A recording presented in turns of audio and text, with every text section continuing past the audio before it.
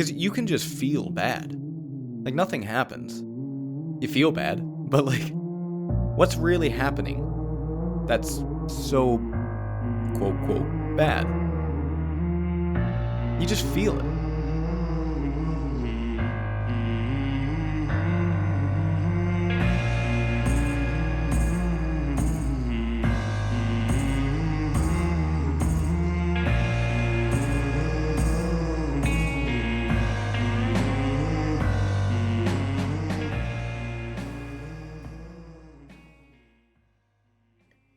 The knowledge of sin is the beginning of salvation. This saying of Epicurus seems to me to be a noble one, for he who does not know that he has sinned does not desire correction. You must discover yourself in the wrong before you can reform yourself. And some boast of their faults.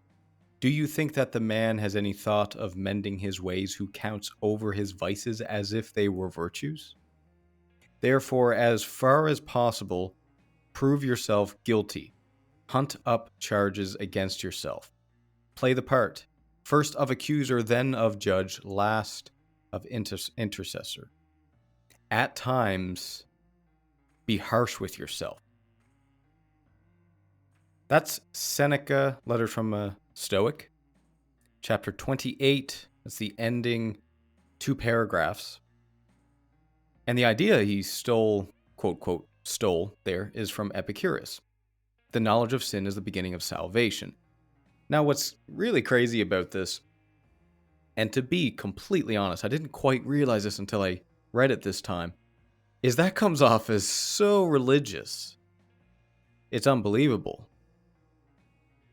I mean, a lot of people think the Stoics were not very religious because they're reasonable and they base everything on logic and reason, and therefore they are not religious. But if you read the Stoics, I mean, the knowledge of sin is the beginning of salvation. That's something that, if this wasn't the Strong Stoic Podcast, you could take that as a Christian idea. I mean, I could have read that to you and you probably would have thought that was a Christian thing. And a lot of people get hung up on these words, right? Sin, salvation. But what does this mean? Like, the knowledge of sin is the beginning of salvation.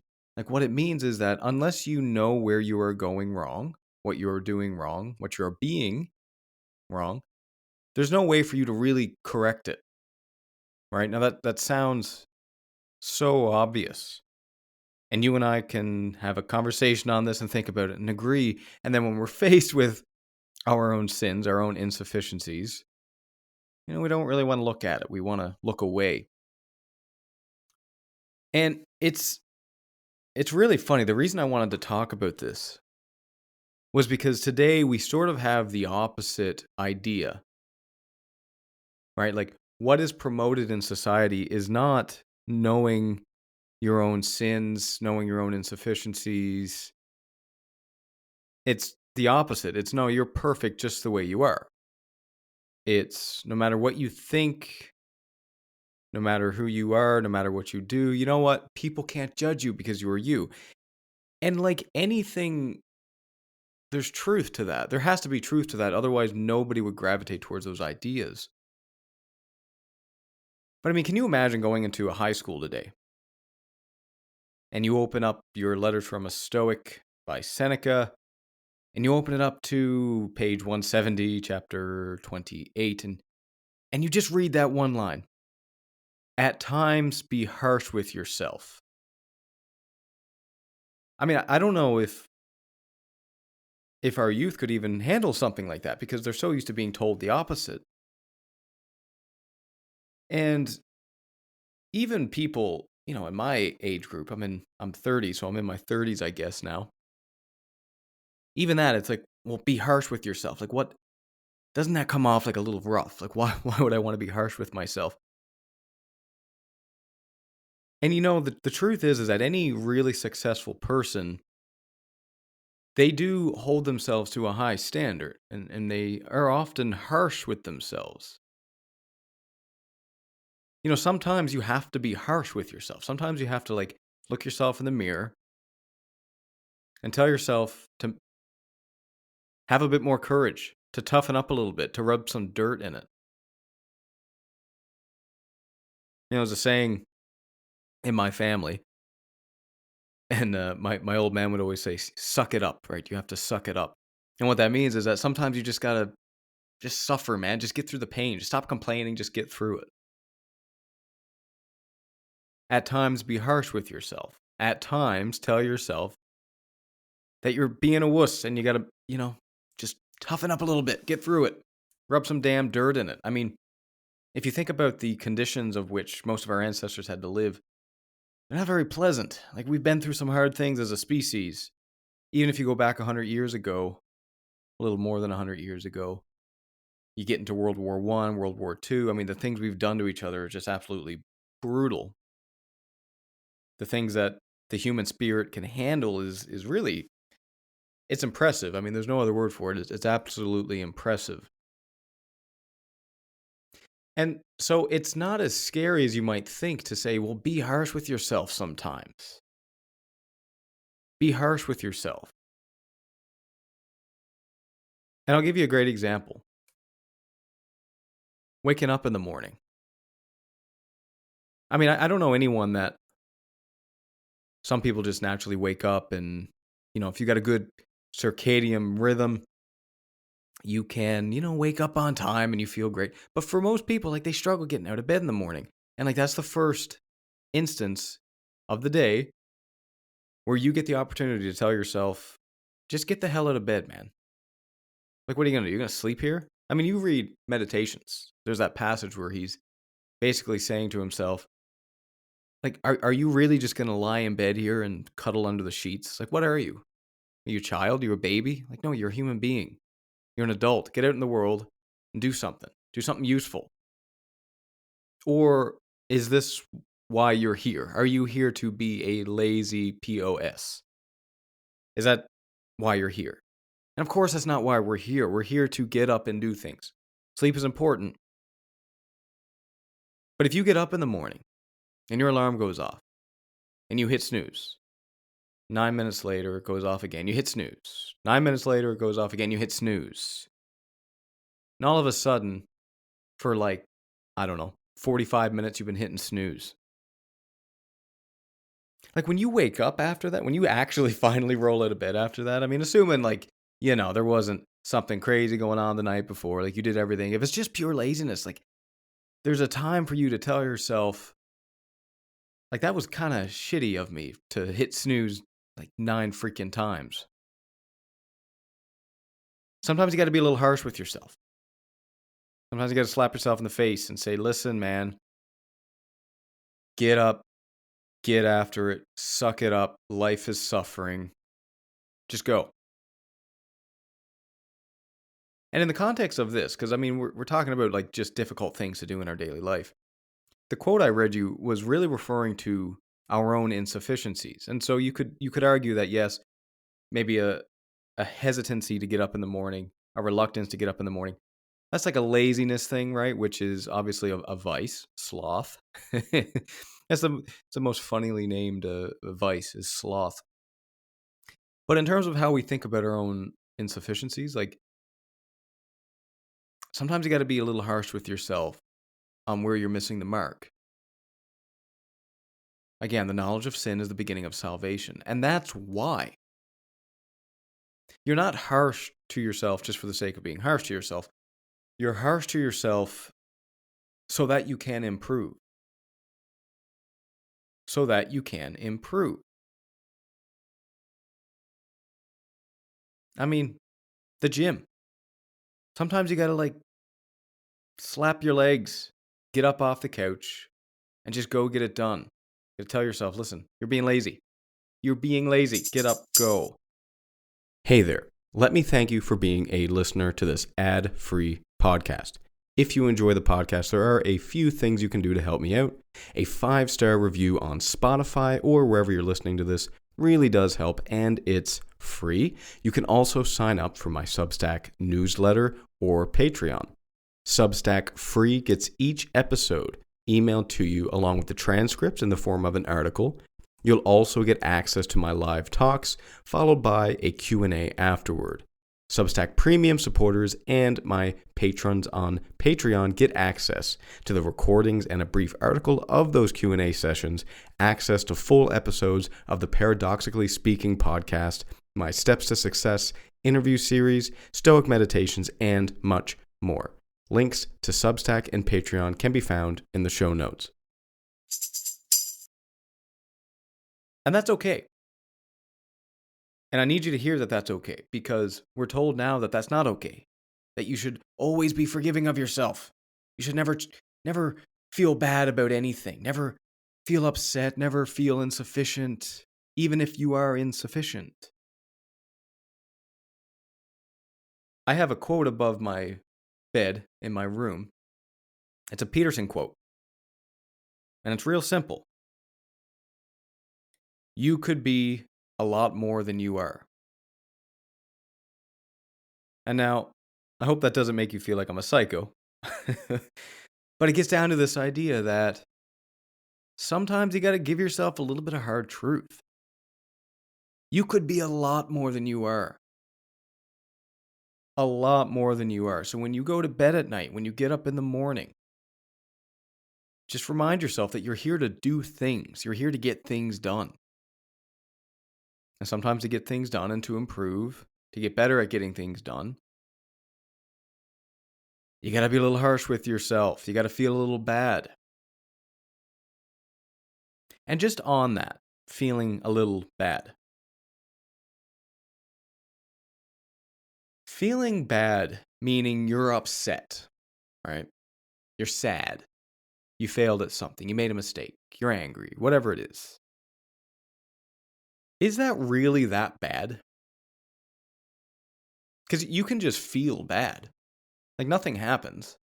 You feel bad, but like, what's really happening that's so, quote, quote, bad? You just feel it.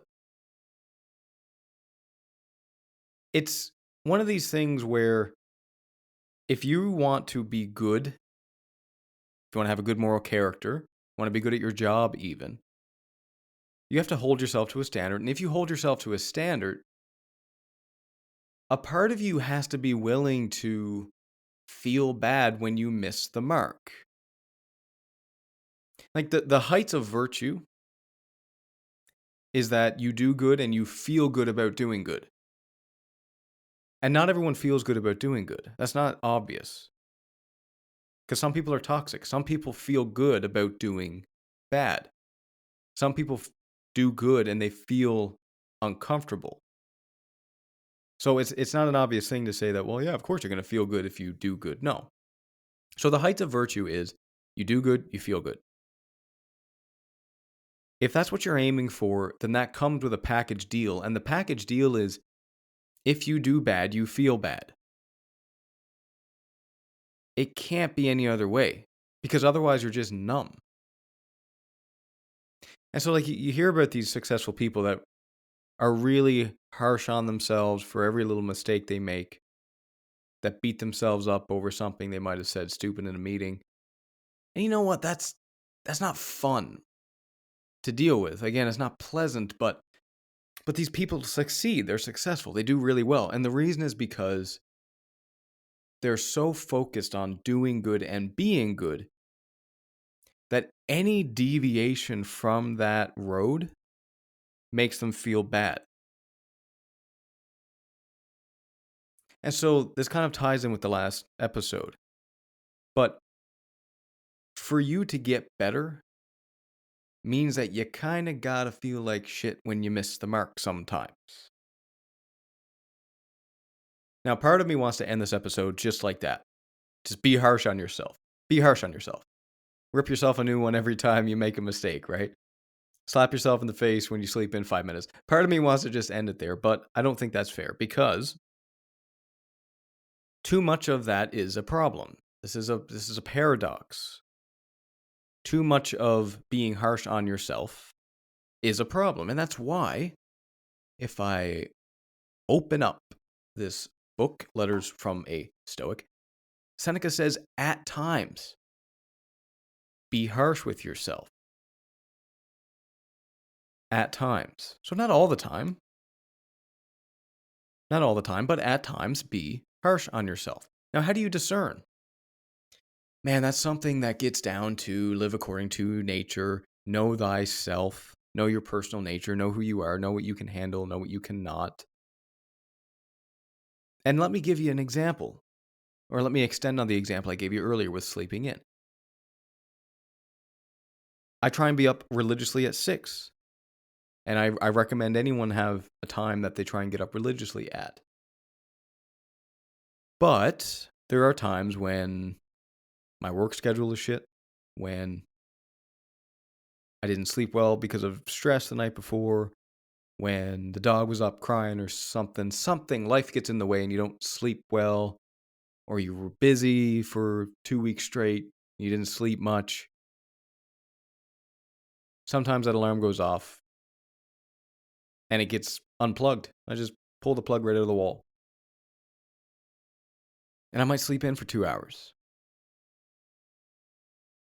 And when I finally wake up, I'm not going to the bathroom and punching out the mirror and yelling at myself and being harsh with myself.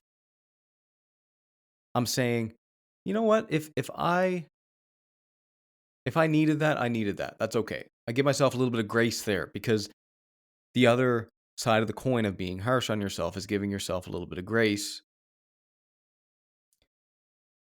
But